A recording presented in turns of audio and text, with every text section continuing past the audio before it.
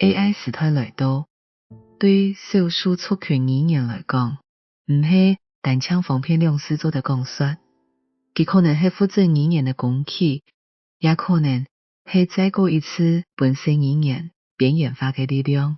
AI 做的天数保存同使用少数语言，也只言语音编写、语音合成、词通字幕、翻译、词典、老教学互通。汉语、原住民族语、台语、马祖话属语也等语言，就有机会在入手机、podcast、样片聊天室，老日常生活。不过 AI 也会表态资料不平等，太语言资料多，模型表现就较好；小语言资料少，就较容易出现错字乱翻、语法怪、强调无分清楚的问题。也大家长期用错误 AI 翻译，错误讲法甚至可能变成看起来像标准，也对少数语言是一个整体的危险。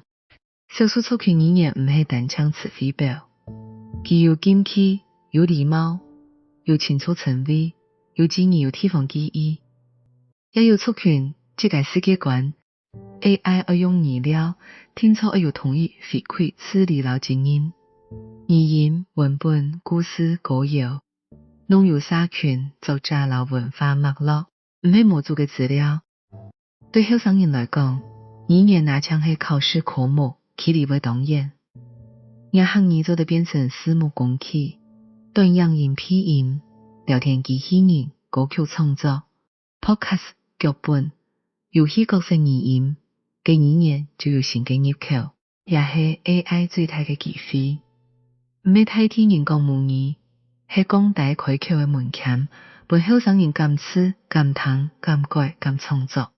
不过 AI 无法代替无卡总头老人。